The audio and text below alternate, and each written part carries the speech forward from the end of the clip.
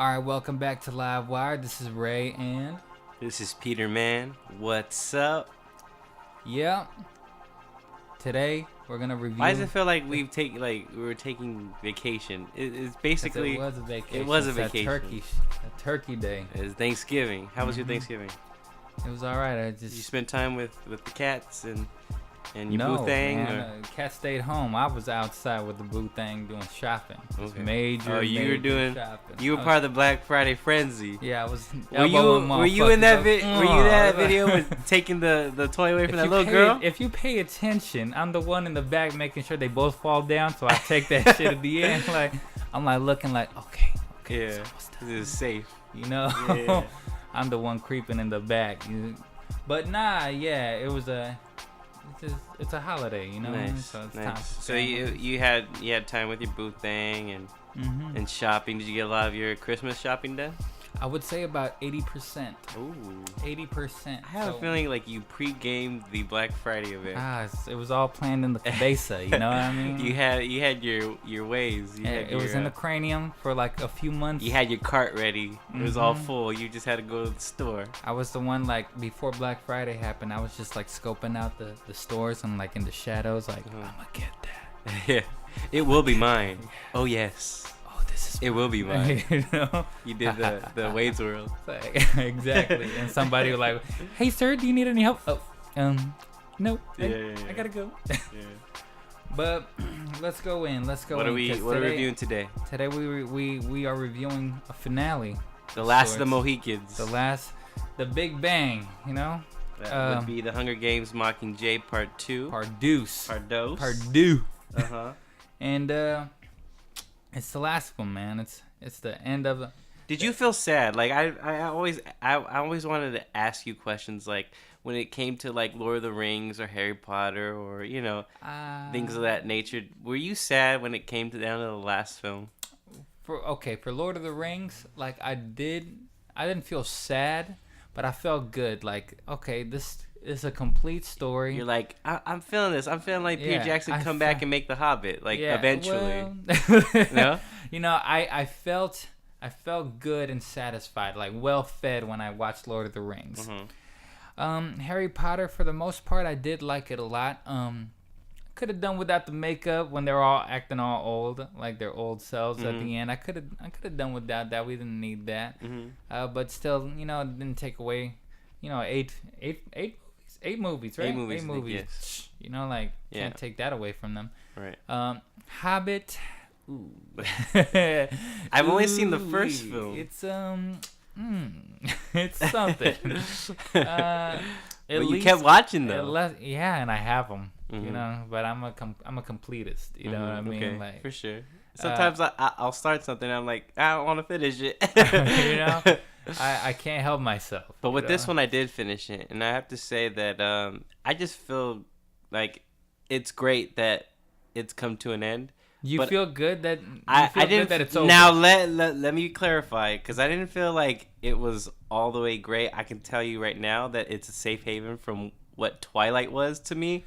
Like that was hell. That was grueling. You know what? Like I have to say, and it was hard to put down my hard-earned money down at the box office and was like, give me 2 tickets. I literally just wanted 1 ticket. But maybe like I psychologically fucked myself up or something, and I don't want to defend these movies. Okay. But like I would always think of them like, are you ready? Like, you know, with the trailers would come like the new chapter, and like I guess my brain was taking it as in, are you ready for the comedy of the year? Yeah, and I'm exactly. Like, oh, I'm ready to laugh. Yeah, like it was kind of fun to laugh at the bad acting and whatnot. It was bad special effects, bad story. Right. I mean, we can keep going on and on and on about how bad these movies. This one was always, to me, at least a step up from that, and also from the Divergent series. Divergent series, and so like I thought it had great actors in it.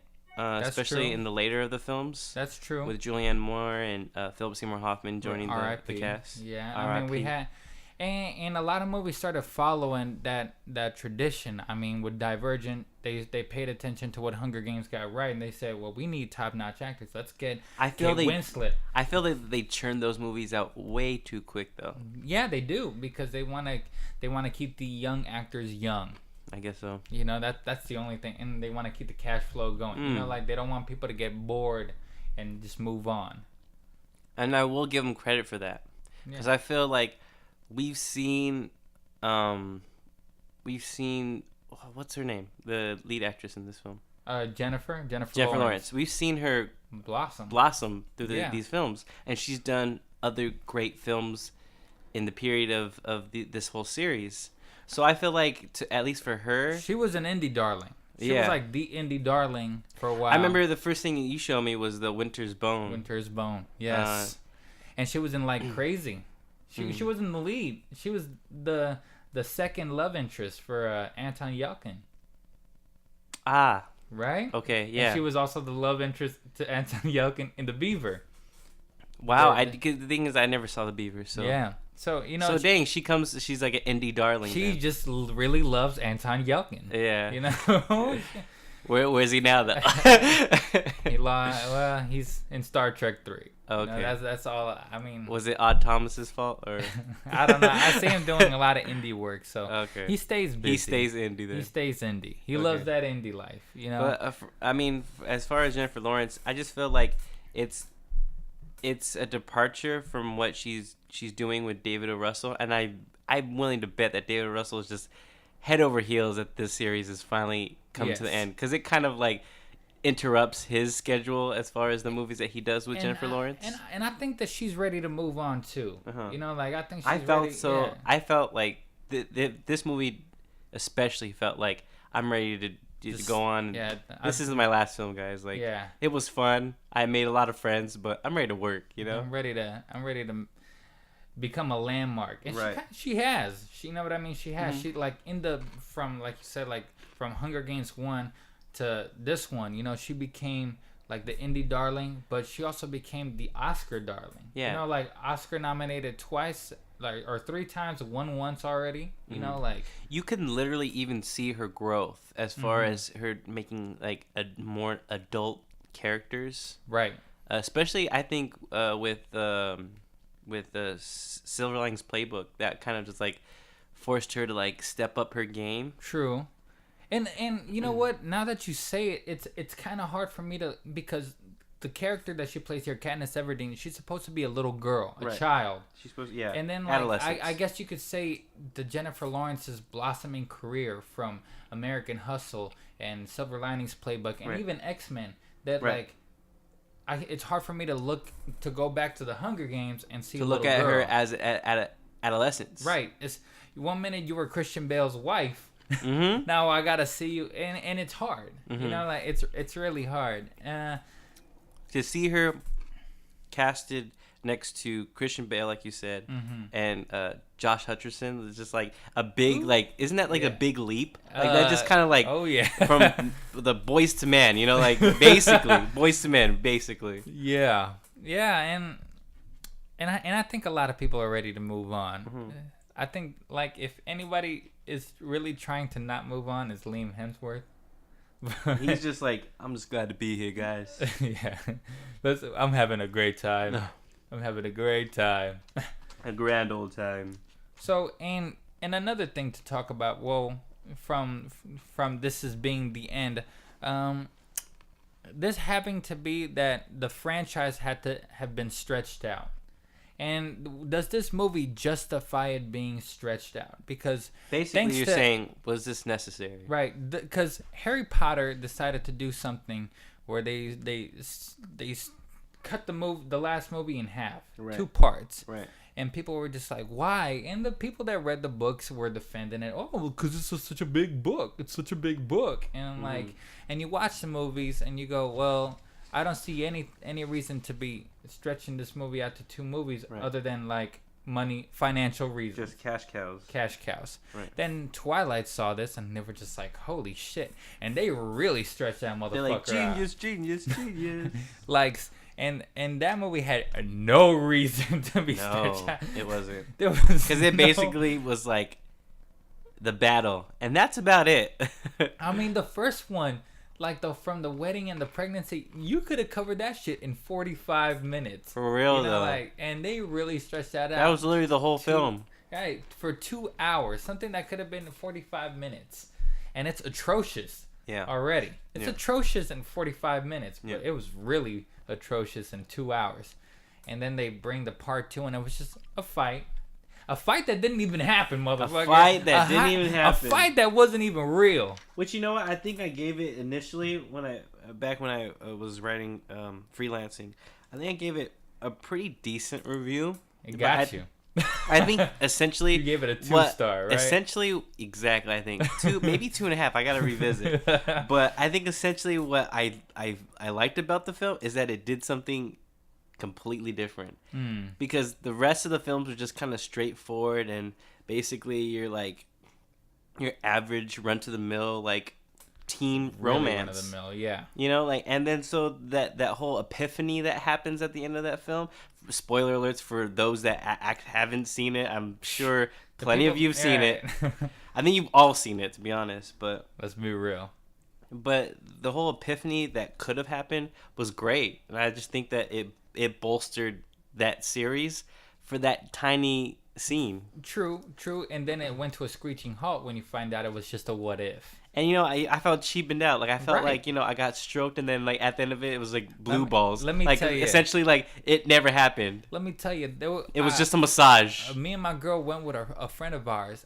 I guess she's really into Twilight. And she had already seen the fucking movie, right? She'd already seen the movie. I think this was her 3rd time. Wow.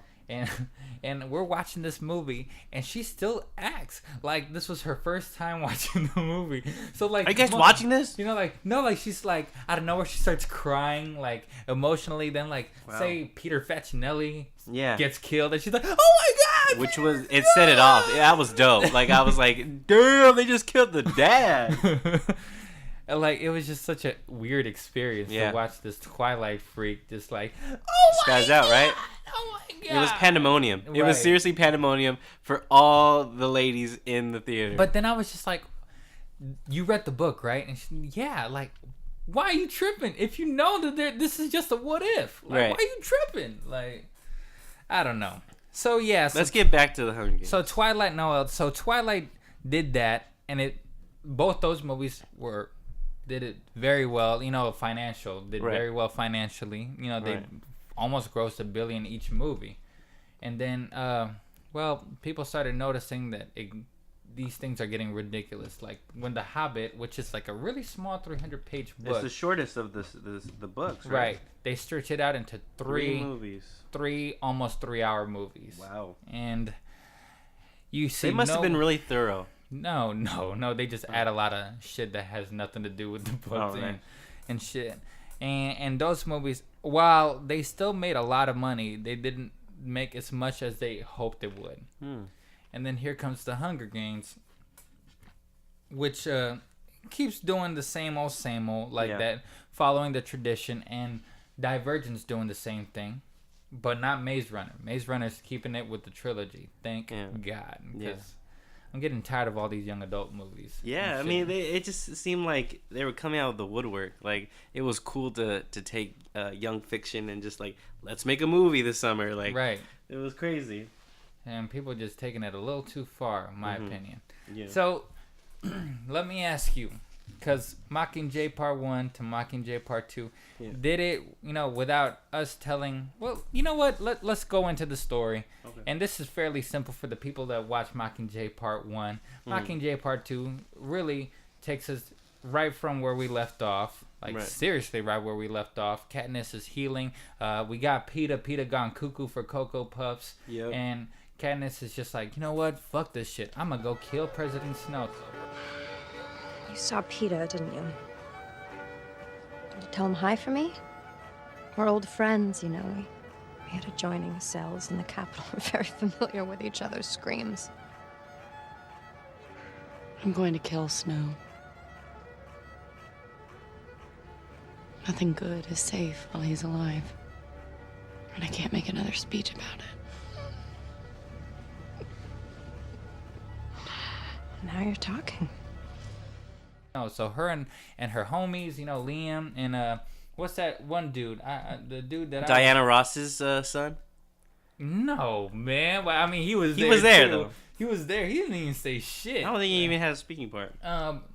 Finnick, my boy Finnick. Finnick, dude. Sam Claflin. That was my bro. That was my dog. Yeah, man. I love that was my ride or die right there. Right there, and she grabs her homies, and they head out into home base of Donald Sutherland's the capital to kill him. But little do they know that fucking Donald Sutherland's got traps up there, yin yang. Yeah. Like, I'm talking about yin yang. Seriously, like every corner there was like that beeping sound from that one device that they had. Finnick? Are you with us? Looks like it. That's a short honeymoon. Yeah, well, I guess we're gonna have to have one in the capital after we take it. Gather round. Squad 451, you're my unit. Lieutenant Jackson is my second in command. Each one of you is elite in some form of combat, but we are a non-combat unit, so we'll be following days behind the frontline troops. You're to be the on-screen faces of the invasion, the Star Squad. It's been decided that you're most effective when seen by the masses. So we're not gonna fight. You do whatever you're ordered to do, soldier. It's not your job to ask questions. Yes, sir. Even though we'll be working on abandoned streets miles behind the front lines, I guarantee you, wherever they put us, it will not be safe. This is a war zone. It is likely that we'll encounter both active pods and peacekeepers. You're considered high-value targets to the capital. Our unit has been given a hollow, a database that contains a detailed map of the capital and a list of every known pod. These pods can trigger anything from bombs to traps to mutts. Whatever they contain, they're meant to kill you. Ladies and gentlemen, welcome to the 76 Hunger Games. And little does Katniss know that there's a lot more politics, going on behind the scenes that she's not aware of. And it's not just black and white of like, we just got to kill Donald Sutherland. Yeah. What's his name? President Snow. Right. And he's just a part of the chessboard, man. Right. Like, there's like literally lateral moves of Going this on. whole districts of the whole, Yeah. And Katniss doesn't even know who to trust, Right. and which I liked about this film. yeah, There was a sense of was, conspiracy, suspense. If you didn't read the politics, book, but corruption, and it was kind of low key a thriller, to be honest. Yeah, it was. There are. Well, let's go in first and ask you the question: did the splitting of these two movies were justifiable? I don't think so.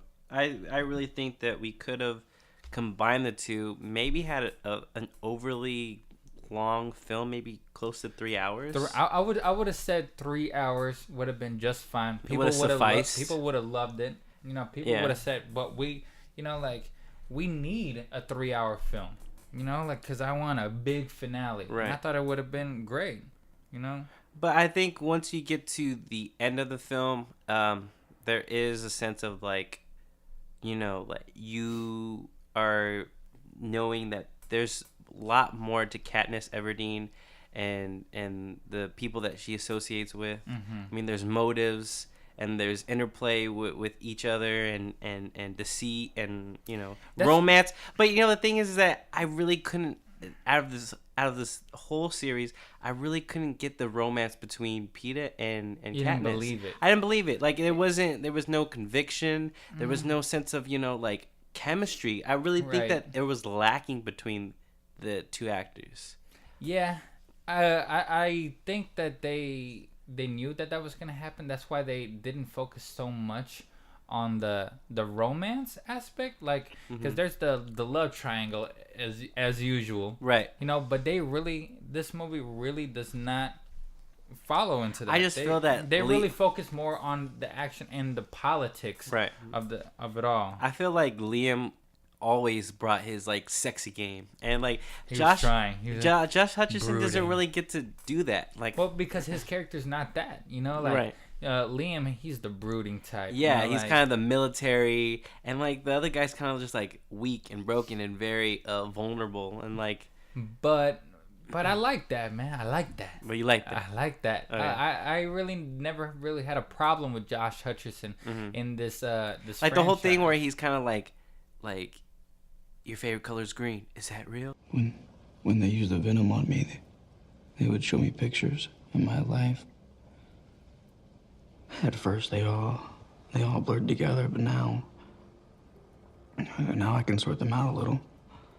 Like the ones that they changed, they have this quality. It's like they're shiny. They've been glossed over. You should get some rest. You're still trying to protect me. Real or not real? Real. That's what you and I do. Keep each other alive. Like it's just reinvigorates like what I have a feeling towards PETA, like where he's really just kind of like, I love Katniss, but does Katniss ever really love me? You know, right? True, and the audience feels that. Like I felt it the entire series. Right, exactly. Like, cause she doesn't know. She doesn't even know. She doesn't know. She's like too busy. She's because straddling Liam along, you know. Well, like I and said, I like the scene between them, the scene where she kisses him, and it's like that felt like someone that's drunk, you know, kisses me or something like that. Right. And I really. What do you know, asshole? Yeah. But she's like, I put my all in that kiss. But I believed that made sense, simply because. When it comes to, like her character's going through so much and they put her in the middle of so many situations. True. That any real person's like, really? I don't have fucking time to pick which one of y'all. Like, I got real shit to worry about. Right. Motherfuckers dying every day. Right. Like. I don't need to pay attention to who am I going to choose at the end of the day to be with. Like, who's going to get a smooch from me? Like, nah. And that's, like, the characters also never really pushed her on that. Because they understood. You know what I mean? That's one of the things I liked about this film rather than, I guess, Twilight. You know, because it really just focused on the politics and the characters. But the situations of what's going on in Panem and all that. A lot of Panem bullshit. A lot of Panem. Now, this one has the most... tension-filled action scenes. It does. There's a scene in the tunnels that's very reminiscent of James Cameron's Aliens. These aliens are just coming out of nowhere, taking out characters, and since this is the last one, nobody's safe. Right. A lot of casualties. I know what you're talking about. A lot of I know what you're talking about. Did it get you? It saddened me, man. It got me too, man. I was like, no! Especially when get out of there! When he climbs up and he just missed that step, and boom, and he was all he's like, gone. Katniss. And Katniss she was G, because she knew that like he's gone. Like, yeah, I have to save us. And a lot of solid characters just get taken out, man. And at the same time, whatever the fuck they did to Josh Hutcherson's PETA. Like, I don't know if they, like, brain fucked them, ass fucked them, ear fucked them. I think all of the above. He was so fucked up. Every time, like, it's like, he's all like, I don't know what to do. Kill Katniss. Like, yeah. And he was just, You know what I had to endure in order to be here? I had to do another journey to the center of the earth. Yeah, exactly. So... It was very tension filled, and the action scenes, they really bring it, and it's a lot. Yeah. It's edge of your seat stuff. How do I say this? Even though with all that being said, I felt like this movie was being dragged. This movie was being stretched out. Right. Especially coming that like there was still a lot of exposition being done, and especially after the first movie being all exposition, you were just like, really more exposition? I got it. Like let's just get to it. Let's just get to it. I feel like with a movie like The Hunger Games, especially the last film, I think you've covered it, like you said in the Mockingjay Part 1, where the second one's kind of like, well, here's more of this, and the final conclusion, where I think, like you said, a 3-hour film would have sufficed. Yeah, it would. And the thing is, with film adaptations, you get so much from a book that you can't necessarily get in a film. Mm-hmm. So it's only like they're giving you basically the nooks and crannies and the meat of the book. But I have to agree with you that I just felt like this one was just dragged. Like, it was just basically more of the same. Mm-hmm. Yeah. And you know, Francis Lawrence came back as director. It's almost he like stayed on, like, he stayed on, and right. you know, and I liked that. I'm not like, the thing is that I wasn't really truly convinced that this was a franchise until the second one. Yeah. So the first, Gary Ross directed the first one, correct? That's right. And I just wasn't really impressed. Like, I was like, you kind of piqued my interest. Like, at least this is better than Twilight. Yeah, it was slow for Right. me. It was slow for me. The characters I found, they can't, like, they had, it's almost like I thought to myself, these characters have the potential of being endearing. Right. But I wasn't really completely sold in the first one. You know, they really try to promote the violence against children and things like that, but it wasn't really all that violent. You know, a lot of cutaways, and the special effects needed a little work. Right. But it was the second one that really brought it home. It did. And ever since the second one, I just felt like I was on board. Yes, me too. And then the Mockingjay Part 1 was okay. I think people were kind of, they weren't necessarily like, I loved it, but it was okay for me, and I think it was decent. Here, an article, and I can't help but agree with this article that I read. It was like, Mockingjay Part 1, it's like watching Titanic, and right when, and the movie ends right when the iceberg is about to hit the ship, right, and the movie just ends right there, abruptly. Yeah, just there you go, and you know, like, you kind of feel like cheated out, like, hey, right, I'm still watching it. right. And they're like, but you're gonna have to wait another year and pay another $12. Yeah. Like, so technically, we paid $30 per person. Yes. Per person to just finish one movie. Yeah. You know, and this movie, I don't think it's justifiable. And I just blame it on the system. Yeah. You know, it's just basically Hollywood just trying to cash in for all it's worth. The one thing that I found amazing, and I do say amazing, is how they tried to keep Philip Seymour Hoffman as much as they can in this film. Yeah.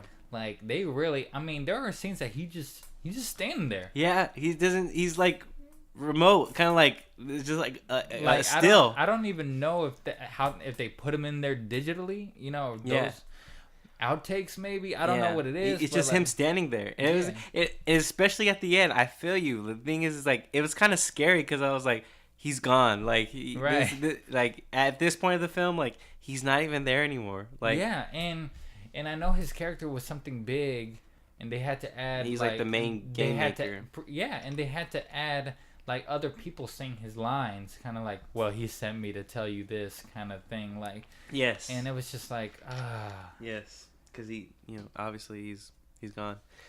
Yeah. Mm-hmm. So it was, it was just something a little bit difficult to watch. Yeah. On that aspect. Yeah. How'd you feel about how the film ends? Did it end end with a whimper? Did it end with a bang? Did you see that? Did you see that ending coming? The thing is that I'm leaning towards more, and not to say that I hate, I dislike this film, but to me it tends to lean towards a whimper, and I think from the Mockingjay Part 1, you saw at least the intent of Julianne Moore's character, right? And you didn't see it here. You don't think? You don't feel it? In the second one, it justifies what happens, right? Where you're like, okay, that makes sense. Like of course that's gonna lead to that. And so I think the only thing was it was in the hands of Jennifer Lawrence's Katniss. And you know what? You kind of already know what Katniss is about and what she's for the people. About that bullshit. Exactly. She ain't she's about just like, that bullshit. This is a game, and I'm here to end it. So basically, I saw it coming. She was like, "You're out of quarters, bitch." Right. So I saw it coming, and it was more of a whimper. The last frame, the last scene, was kind of me a lot of Twilight. It did. It was semi like Twilight and Harry Potter. Yeah. Where, Josh Hutcherson looked like he, his hair was longer, blonder maybe too. Like, I was like, wow, does that make him look older? Adult? Yeah. He's a father. It's like time's passed. Right. Time has passed. And he forgot to get a haircut. It was very nice and quaint how it wraps up.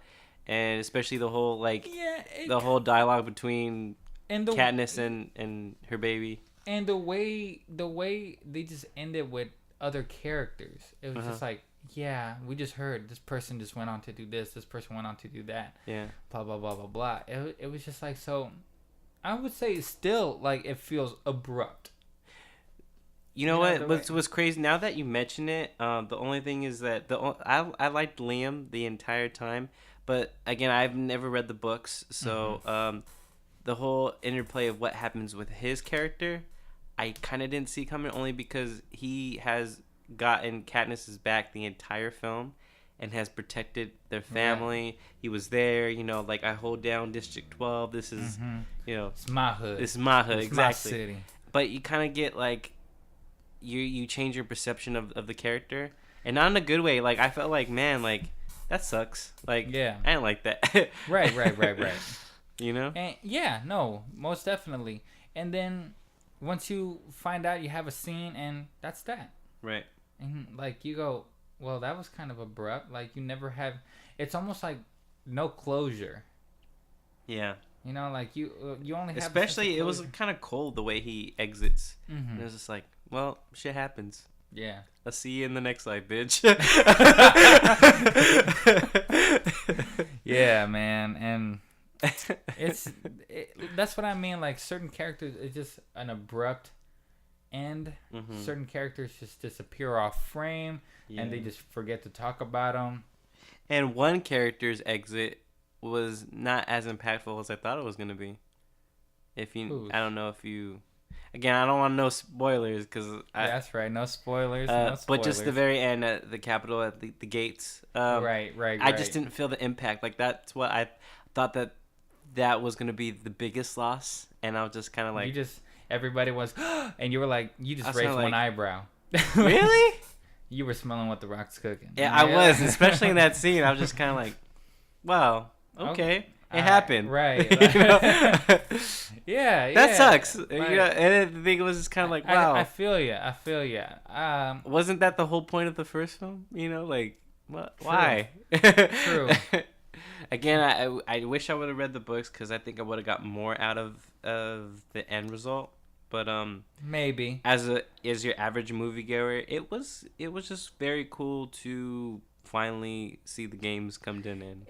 I almost find it like a shame because the second one was so good. And I still believe that if you would have just cut this one down into a 3 hour, the last two movies into 3 hours, you would have gotten one just as good. The same effect. Yeah, right. The same effect. But still, like, there were things missing. Characters just, it's just like we talked about with Jennifer Lawrence. She's years. It's been years. She's not a little girl anymore. Right. And you definitely don't see her as a little girl at this point. I definitely felt that she was past this. Like, kind of like, I'm just here to. It certainly felt that way. To say goodbye, guys. Like, like for all my Hunger Games fans out there, I love and support you, but this is it. Did you know that they're trying to make spin-offs? You know what? I think as successful as a franchise as this at this caliber, it doesn't surprise me. But I don't see any. Maybe they'll do a TV show. I don't know. and then they'll just talk about Katniss, like, yeah, you know. Yeah. So what would you give this film? I think I'm going to just give it a 3. No, I'll give it a 3.5. 3.5? I'll give it 3.5. Only because I just felt like it was going through the motions, like you said. Mm-hmm. The action sequences were much better. And thrilling. And so just like I felt like it served its purpose, but it just wasn't as satisfying as I thought it was gonna be. Right. I'm gonna give it a 3. Okay. I'm gonna give it a 3, and the only thing, I agree with everything that you said, and it's just like it left me a little empty emotionally. Mm-hmm. Okay. And the only times that I actually felt like emotional intensity with this film was the fact that, like, when main characters were getting offed. In the action sequences, the thriller sequences, it was the only time that you go, whoa, this is really happening. You know, but once it slows down, and it really does slow down after a while, like, it's back to the motions, back to this, and then it just ends on that note. You know, like, not uplifting, not grim as not as grim as people say it is, but like you said, it did its job. It's a whimper. Yeah, it did its job, but this is still, you know, the young adult franchise next to Harry Potter that stands tall. Right. You know, and I still back it up. You know, like time and time again, I'll be able to watch it. Right. You know. Right. You know, and a lot of kids, and the Katniss Everdeen character is a strong. You know, it's a strong role model for young girls. You know, like yeah, and I still believe that, and you know, it's not just about, you know, which boy to smooch over. Right. It's about, you know, the bigger picture. Yeah. You know, like, and I'm thankful that they you know, Jennifer Lawrence and Francis Lawrence and the writers were able to really create these well-rounded characters. Right. You know. Dang, I just now noticed the director and the actors share this last name. No relation, but yeah. I just now got that. It was crazy. Well, there you go. You wanna log us out? LiveWire. We all have one enemy. He corrupts everyone and everything. He turns the best of us against each other. Tonight, turn your weapons to the Capitol.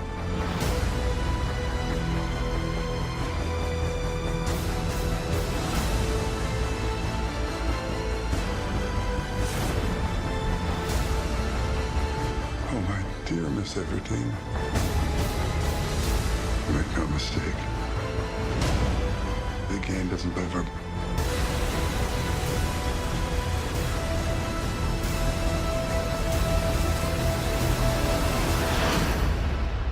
Ladies and gentlemen, welcome to the 76th Hunger Games.